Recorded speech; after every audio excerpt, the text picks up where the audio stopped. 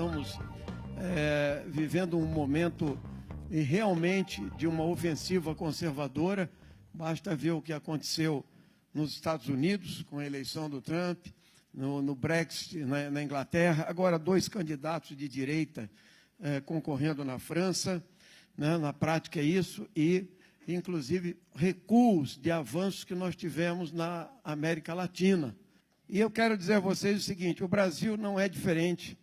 Nós vivemos um momento, nós tivemos uma ruptura democrática no Brasil. Então, teve um ciclo político esgotado, porque nós saímos da ditadura militar, né? Nós combatemos a ditadura muitos anos, mais de 2 décadas, tivemos a Constituinte de 88, e de lá para cá, certa estabilidade democrático-burguesa, mas houve uma ruptura. Também há uma nova situação, que eu acho que que, de alguma forma, da década de 80 para cá, nós vivemos talvez 20 anos, né, 25 até anos mais unificados em torno de um projeto que também se esgotou, na nossa opinião, que é o projeto do PT.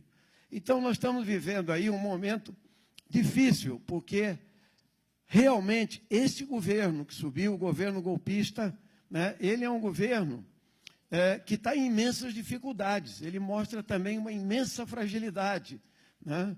E eles pretendem passar a ideia de que, resolvendo o problema da economia, ou seja, um ajuste estrutural brutal em que os trabalhadores paguem a conta da crise, que essa ofensiva pudesse dar uma estabilidade em termos de confiança do mercado, unificação da classe dominante brasileira e uma maioria parlamentar, que é a que respondeu pelo impeachment no nosso país. Só que nós não temos clareza, o momento é de grande instabilidade, de imponderabilidade na conjuntura, porque eles mesmos criaram instrumentais para isso. A Operação Lava Jato hoje, ela é um instrumento que não tem um controle tão grande. Você não sabe que coelho vai sair dessa cartola. Você sabe que a Lava Jato, ela foi, sim, um movimento que começou direcionado para um partido político, no caso o PT, que foi direcionado, só que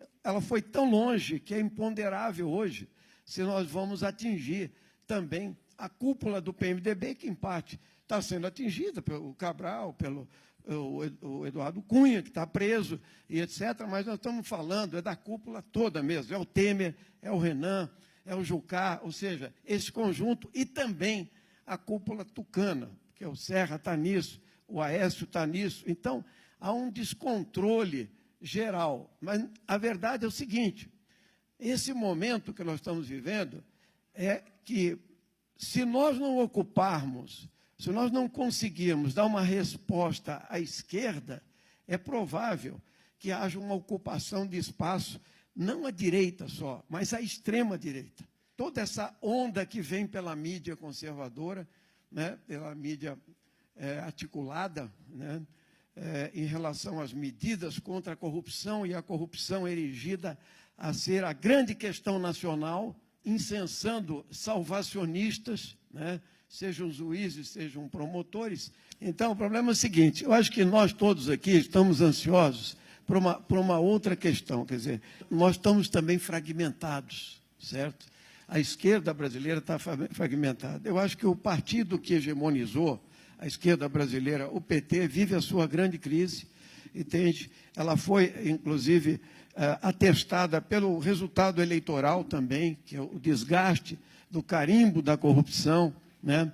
O desgaste de ter frustrado, entende, o sentimento de mudança da classe trabalhadora, que foi a questão de colocar uma política econômica de ajuste fiscal também, de privatizações, etc., não sem uma resistência interna dentro do próprio partido. Mas a verdade é que eles se sentem à vontade para reconstruir um outro campo. Então, mesmo com tudo que está acontecendo no governo Temer, não há ainda uma movimentação de massas, né, suficientes, ou do fora Temer, para a gente jogar esse governo para fora. Precisa acumular forças. Então, nós estamos num período de acúmulo de forças, né, mas diante de uma crise que mostra imensas fragilidades desse acordo que foi feito pelo impeachment e de uma saída burguesa no Brasil. A verdade é que a perda de confiança, o mercado não tem confiança no governo, o desemprego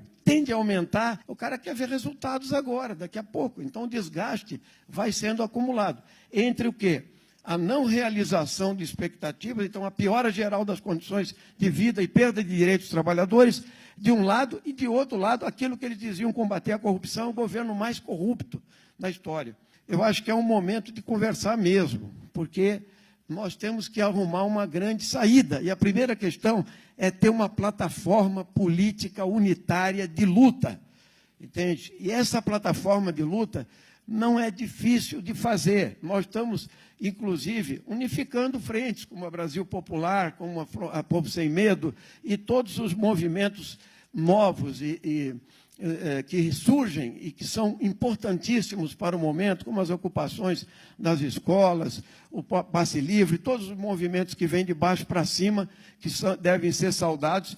Agora, nós temos que colocar também o seguinte: esta plataforma, ela é algo mais. Nós temos que reconstruir, ter força política para apresentar uma proposta econômica de esquerda que tenha penetração na sociedade. Quer dizer o seguinte: hoje em dia nós reclamamos da privatização, nós reclamamos da perda de direitos, mas não está no inconsciente popular, não está claro para a sociedade qual é a proposta. Nós podemos falar grandes fortunas, taxação das heranças, grandes fortunas, auditoria da dívida pública, entende?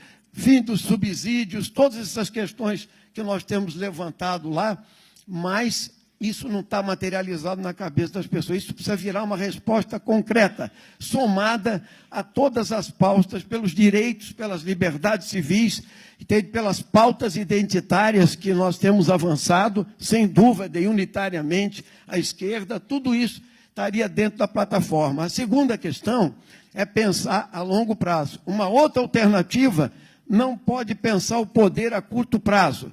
Nós não queremos só uma alternativa eleitoral. Nós queremos uma alternativa que seja de baixo para cima, de massas, mas também nós temos pressa, porque nós temos que apresentar também uma alternativa eleitoral, porque senão nós não temos algo para centralizar, nós não temos algo para programatizar e para levar à frente. Então, essa é a grande questão. Unidade na ação é uma necessidade imediata, inclusive de sobrevivência. E aí eu quero inserir o segundo ponto, que é a reforma política, que é a reforma que está sendo tramada para acabar com os partidos programáticos e ideológicos, com a cláusula de barreira. Então, isso pode acelerar também um debate político na própria esquerda. Ou seja, uma grande parte que estão aqui representados pertence a agremiações que seriam varridas, tirando o PT, que é um partido maior. Por quê? Porque eles estão apresentando propostas que você tem que existir no Brasil inteiro com um desempenho enorme. Federação não é saída para unificar a esquerda, é saída de sobrevivência, apenas isso. É para sobreviver com o aparelho, mas não tem projeto comum, não tem como ir adiante. Se nós não temos uma federação, isso aí pode até ser feito em termos de sobrevivência, como último recurso, mas não é isso que nós queremos. Frente de esquerda, bom, isso é uma frente de massas, tudo bem. Se nós podemos fazer uma frente de massas, de esquerda, se ela vai virar uma frente uruguaia, uma frente ampla uruguaia, nós não temos condições de dizer agora, porque lá virou uma frente que é uma frente também institucional. Nós temos que entrar nesse debate de peito aberto, né? Com tolerância, sem hegemonismos, e com uma capacidade de aglutinação política. E, logicamente, eu quero falar da minha parte, do PSOL. Eu acho que o PSOL é pequeno, ainda o PSOL é um partido que precisa aumentar muito sua capilaridade, falta muito ainda, mas é um partido que, nesses 10 anos, capitaneou a luta contra a conciliação de classes. Então, ele formou uma marca, ele criou algo positivo, entende? Que é uma proposta à esquerda, e ele acertou na questão do impeachment, porque ali nós éramos um partido de oposição programática, democrática e de esquerda ao governo Lula, ao governo Dilma. mas não caímos na armadilha de achar que naquele momento o que estava em jogo era a democracia, era um avanço conservador de direita, e por isso nós fomos contra o impeachment, gostaríamos de atuar junto, porque nós já atuamos junto no movimento social e nas votações institucionais no Congresso Nacional. Nós já atuamos junto em muitas questões. Nós poderíamos talvez estar juntos há mais tempo, inclusive. Então é óbvio que nós temos que abrir esse diálogo e construir um instrumento político e construí-lo rapidamente, porque o Brasil precisa de uma proposta claramente identificada como projeto socialista e de esquerda.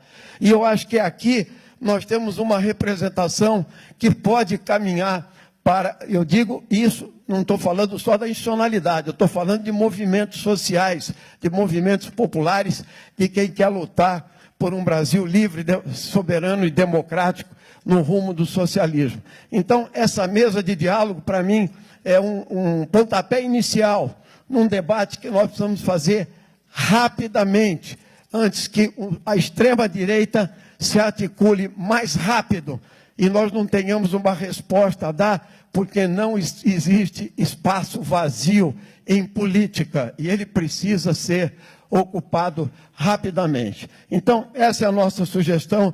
Quero agradecer aí pelo tempo, um grande abraço a todos vocês e convidamos a construir essa proposta de esquerda conjuntamente.